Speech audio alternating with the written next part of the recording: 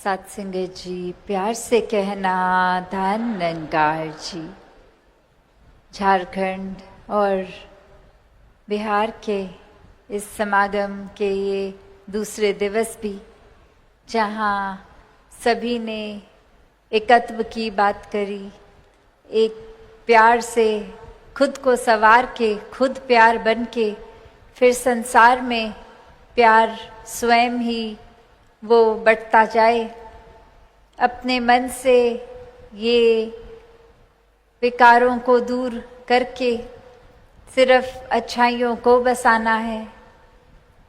एक दूसरे के आंसू पोंछने का काम, ना कि आंसू दर्द देने का। अपने जीवन को उस तरह से पूरी तरह का ये पल पल का सदुपयोग किया जाए। हर पल में इस निराकार दातार को शामिल करके एहसास में जिया जाए। जैसे कोई भी चीज़ है, अगर उससे हम परिचित नहीं हैं तो सिर्फ उसकी एक डिस्क्रिप्शन या परिभाषा जान लें तो भी वो चीज़ इतनी समझ नहीं आती। पर जो कोई अगर उस चीज़ को बिल्कुल साक्षात कर दे तो वो पूरी तरह से पता लग जाता है। उसी प्रकार चाहे अनेकों नामों से इस परमात्मा का नाम लिया जा रहा है और परिभाषाएं भी कि हमेशा ये कायम दायम रहने वाला, ना घटता है, ना बढ़ता है, ना जलता है, ना कटता है। ये पहले भी जैसा था, आज भी ऐसा, और हमेशा सृष्टि खत्म होने पे भी। पर ये जानते हुए भी हर समय ये परमात्मा किस तरह पल पल में हमारे एक दर्शन रूप हो सके, तो बात यही कि परमात्मा को स्वयं पहले ब्रह्म ज्ञान से जीवन में ये एहसास करना है, देखना है। और ये देखने के बाद ये भक्ति रूप जब होता है तो फिर ये भक्ति किसी लालसा से नहीं, किसी लालच से नहीं होती। इसलिए नहीं परमात्मा का नाम बस लिया जाता कि एक कोई भय है, अगर भक्ति नहीं करेंगे तो जीवन में कोई ना कोई दर्द, कोई नुकसान हो जाएगा। नहीं, फिर तो बस ये इस तरह परमात्मा पे आस्था लगती है कि बस ये प्यार है। परमात्मा ने अगर पूरी सृष्टि में, पूरे ब्रह्मांड में, कण कण में ये प्यार बसा दिया और वही प्यार हम अपने अंदर ले रहे हैं, परमात्मा से प्यार कर रहे हैं, तो और कोई वजह बचती ही नहीं। ये प्रेमा भक्ति का रिश्ता हो जाता है। और सिर्फ वो भक्त और भगवान का ही नहीं, भक्त पूरे संसार से फिर वही रिश्ता बना के रखते हैं कि ये परमात्मा से जहाँ एकत्व भी और प्यार भी, तो फिर वो एकमिक होने वाली अवस्था पूरे संसार के लिए फिर वही भाई कन्हैया वाले भाव कि कोई अपना कोई पराया नहीं। जब उस समय भी एक लड़ाई का मैदान, और उसके बाद वो जब रेस्ट पीरियड शुरू, तो वो नहीं देखा गया कि कौन सी सेना अपनी, कौन सी दूसरे की। जितने भी पीड़ित सभी को मरहम पानी एक देने का भाव भाई कन्हैया का। और उसी प्रकार ये बिना भेदभाव के जीवन जीकर दिखाया। वैसे ही अगर हम अपने जीवन में भी देखें कि जहाँ अगर हर कोई वाकई ही हम परमात्मा का अंश हर एक में देख रहे हैं, तो ये नफरत नहीं होगी, ये जाति पाति, ये पहनावा, भाषा, रंग, नस्ल, किसी वजह से भी कोई हमसे फर्क नहीं लगेगा हमें, क्योंकि हर एक में ही परमात्मा है। फिर ये सेवा भाव ठीक उसी प्रकार हर एक के लिए भी होती जाएगी। एक दूसरे को अगर कोई किसी वजह से किसी से नफरत भी कर रहा है तो संत हमेशा उसको यही समझाते आए हैं कि ये अपना ही अक्स सामने वाले में, क्योंकि परमात्मा तो एक बराबर सभी में है, तो कोई छोटा और कोई बड़ा फिर कैसे हो सकता है। अगर संसार में सिर्फ इसलिए ही छोटा और बड़ा बना दिया कि कहीं जन्म लिया और कहीं एक किस तरह की परवरिश हो रही है, तो ये फ़र्क के कारण अगर ऊंच नीच है, तो ये गहराई में अगर सोचा जाए तो ये फ़र्क कहाँ बने। ये कि परमात्मा ने तो पूरी धरती जब बनाई एक बराबर उसमें इंसानों को डाला और इंसानों ने फिर धरती पे वो एक बॉर्डर बना दिए, एक दायरे बना दिए और फिर देश अलग अलग बनकर देशों में भी अलग अलग बॉर्डर। तो किस प्रकार ये फ़र्क तो इंसान ने ही डाले हैं। जैसे परमात्मा ने तो सूर्य बना दिया, सूर्य की किरणें हर एक तक एक बराबर ही पहुंचती हैं, वो फ़र्क नहीं करती कि कोई कैसा है कोई कैसा है, या सिर्फ किसी श्रेष्ठ प्रकार के ही इंसान है तो उन्हीं पे किरणें बरसेंगी और किसी पे नहीं। ये परमात्मा ने फ़र्क नहीं किया, इंसानों ने खुद अपने लालच के कारण या नफ़रत के भाव के कारण ये फ़र्क डाल दिए, ये ऊंच नीच बना दिए। वरना तो सभी एक बराबर, एक देखने में ज़रूर फ़र्क हो सकता है, किसी का शक्ल आकार कद काठी भाषा, पर वो कभी भी नफ़रत का कारण नहीं संतों ने समझाया। संतों ने तो हमेशा हर एक की खूबियाँ ही देखने को समझने को बोली। और इसी प्रकार हम अगर हर किसी इंसान की एक भी खूबी पकड़ लेंगे, अपने जीवन में डालने की कोशिश करेंगे, तो आज जहाँ हम खड़े हैं अपने आप को संवारते ही चले जाएंगे आगे। ये भाव नहीं कि वो इंसान तो क्या करता है क्या नहीं, पर अगर हर एक इंसान को नफ़रत के लेंस से नहीं देखेंगे तो परमात्मा स्वरूप ज़रूर उसकी कोई अच्छाई तो सामने आएगी ही। कैसे फिर हम छोटे दायरे में अपने दिमाग को नहीं बांध लेंगे कि ये इंसान तो अपने निजी जीवन में क्या कर रहा है और सबके सामने क्या बन के एक दर्शा रहा है, ये एक्टिंग रूप, ये एक दिखावा रूप। तो बात वही कि अगर हर किसी में हम अच्छाई हर एक में है। अक्सर एक हम ये उदाहरण भी सुनते हैं कि अगर कोई लगातार कुछ बुरे शब्दों का प्रयोग कर ही जा रहा है और सामने अगर कोई संतमति वाले हैं, वो उस पे एक उसके गाली गलौज पे रिएक्ट उस तरह नहीं करते, कुछ आगे से पलट के गलत नहीं बोल देते। ये ऐसा क्यों, ये फ़र्क क्यों संतों के अंदर? उनको भी अगर किसी ने, वरना दुनिया में तो कह देते हैं किसी ने हमें एक सुनाई तो हमने 4 सुना दी, पर संत तो ऐसा नहीं करते। कारण बस यही कि किसी ने अगर कुछ कहा भी तो परमात्मा का एहसास करके एक नियत सिर्फ यही कि अगर किसी ने कुछ चोट पहुंचाने वाले शब्द कहे तो हमें अगर वो चुभे भी, तो अगर हम भी उसको उसी तरह से उसके साथ व्यवहार रखेंगे तो उसको भी तो चोट पहुंचेगी। यदि सिर्फ बदले का भाव रखेंगे कि हमें चोट मिली तो सामने वाले को भी मिले और पता लगे कैसा महसूस होता है, तो हम अपने आप को एक अच्छे इंसान की श्रेणी में ना ही गिने तो अच्छा है।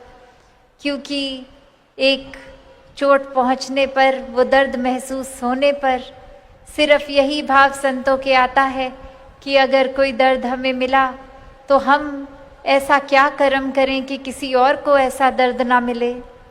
ये भाव होते हैं कि अगर किस तरह दूसरों के जीवन से कांटे हम हटा सकें, सिर्फ एक आराम दे सकें। कैसे हमें अगर कुछ अपशब्द बोल रहा है, कोई बुरे शब्द, कठोर शब्द बोल रहा है, तो उसको भी किस तरह प्यार से उसके साथ एक डील किया जाए। वरना तो बहुत ही आसान है कि ये बदले के भाव या फिर ये अपना स्कोर सेटल करने की जो बात होती है, ये एक हिसाब किताब। पर वहीं देखें तो परमात्मा ने कौन सा हमारे साथ हिसाब किताब किया है। परमात्मा ने प्यार किया और यही प्यार का रिश्ता, यही उम्मीद हमसे भी। तो अगर हम भी ये गिनने बैठ जाएं तो कहाँ तक गिनेंगे कि इस दातार ने हमें क्या दिया। एक पूरे दिन तो छोड़ें, एक पूरे घंटे में भी अगर सोचें तो परमात्मा ने ये श्वास बख्शे, ये आराम बख्शा, एक शक्ति उस तरह से एक समर्था बख्शी, चाहे शारीरिक रूप हो या वो एक कंफर्ट लेवल घर का, परिवार का, कामकाज का इत्यादि। तो हम अगर सोचें कि हम अगर वापस दे रहे हैं परमात्मा को, तो वो किस हिसाब में हम क्या ही वापस देंगे। तो बस यही भाव मन में रखें कि ये जो परमात्मा ने ये इतने इंसान को भी ये फरिश्ता रूप बनाया है, तो हर एक का वो आदर सत्कार करें। ये नर पूजा, ये नारायण पूजा के समान वाली बात कि ये सेवा भाव है मन में, तो इंसानों के एक ये सेवा करते हुए वही भाव कि हम वो कोई जैसे पूजा के समय मन में भाव होते हैं, एक आराधना करने समय ये जो सत्कार के परमात्मा के प्रति भाव होते हैं, ऐसे ही पूरे संसार के मनुष्यों के लिए जब आ जाएं तो वाकई ही एक असली इंसान की श्रेणी में हैं, परमात्मा के एहसास में रह रहे हैं, तो इंसान कहलाने लायक हैं।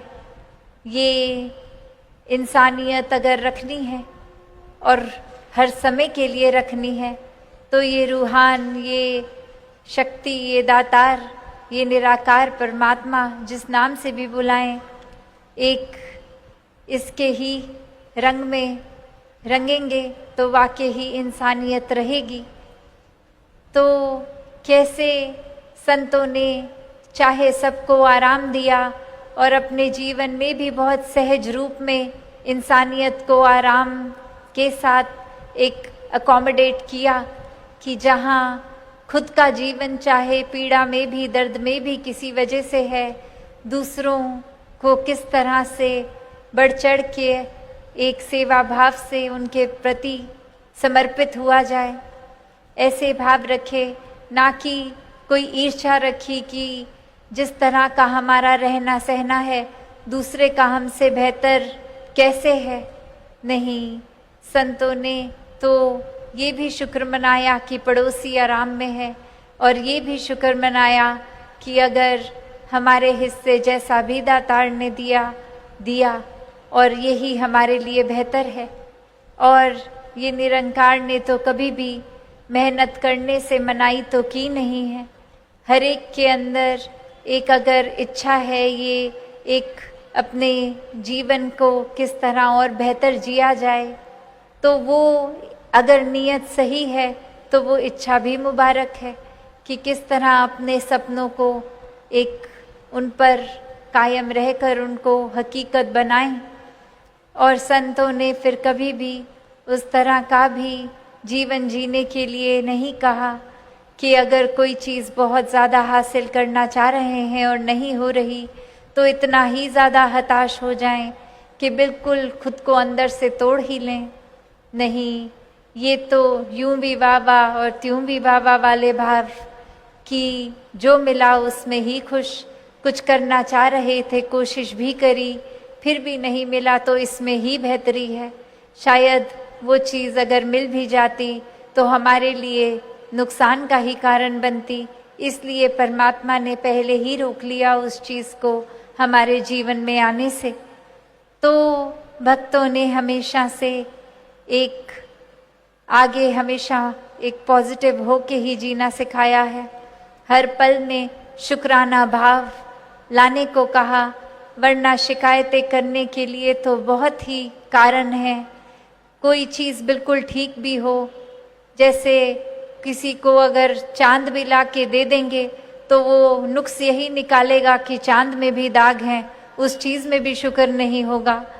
तो कारण तो कोई भी बन सकता है ना शुक्रा होने का, और गहराई में देखा जाए तो हर एक कारण है शुक्राना भाव होने का, जो अक्सर हम अपने जीवन में परमात्मा के प्रति या संसार के प्रति कितना ही होते हैं। वरना देखा जाए तो ज़्यादा एक शिकवे, ये कंप्लेन्स ही चलती हैं, ये ठीक नहीं, वो ठीक नहीं, उसको ऐसे नहीं ऐसे होना चाहिए, ये इंसान ने ऐसे कैसे कह दिया, वो ऐसा नहीं ऐसा कहना चाहिए। पर वहीं अगर हम देखें तो अनगिनत कारण है कि शुक्र है, जैसा है वैसा तो है, वरना इससे भी बुरा हो सकता था। शुक्र है परमात्मा का। तो हर भाव में शुक्राना हो जब, तो जीवन बहुत ही सहज हो जाता है। वरना हम खुद ही अपनी राह में दीवार बन जाते हैं, खुद ही अपने जीवन को और कठिनाइयों से भर देते हैं। क्योंकि अगर बात वही कि अगर कोई कश्ती में है, पानी में है और तूफान आ रहा है, लहर उसी तरह वो कश्ती में दोनों इंसान को उतना ही हिला डुला रही हैं। एक तो यही शुक्राना कर सकता है और दूसरा ये कंप्लेन कि क्यों आ रही है तूफान, ऐसा क्यों कर रहा है परमात्मा हमारे साथ। और वहीं दूसरे इंसान ने इसका भी शुक्राना किया कि चलो भले तूफान आ रहा है पर कश्ती तो दी कि हम एक छोर तक चल पा रहे हैं, चाहे मेहनत लग रही है, स्ट्रगल लग रही है। शुक्र है कि एक बिल्कुल ही ऐसी हालत नहीं है। तो बात वही कि एक ही सिचुएशन में, एक ही परिस्थिति में दो अलग तरह से एक ये व्यवहार रूप, एक सोच रूप। तो बात वही कि संतों के लिए भी वही परिस्थिति है और जो परमात्मा से बेमुख हैं उनके लिए भी वही परिस्थिति है। फिर भी ये संतोधन जो है, ये शुक्राना भाव, संतोष, ये मन में शीतलता, सहजता जीवन में, ये सिर्फ और सिर्फ इस ब्रह्म ज्ञान द्वारा, ये परमात्मा की प्राप्ति, परमात्मा के एहसास द्वारा है। वरना तो फिर संसार वाला ही अगर रूप संतों का होता तो संतों का एक रुतबा जो इतना ऊंचा है वो फिर नहीं होता। वो आम ही जीवन की तरह आते, संसार में जन्म लेते और माया रूप संसार में हर पल किसी न किसी चीज़ में उलझ के, सांसें गवा के एक रुखसत हो जाते। ना वो मोक्ष मुक्ति की बात आती, ना फिर और कोई वो जीते जी एक अपने मन में वो शांति महसूस कर सकते। फिर तो यही आया जाए का ये शरीर रूप या आत्मा का बदलते ही रहना,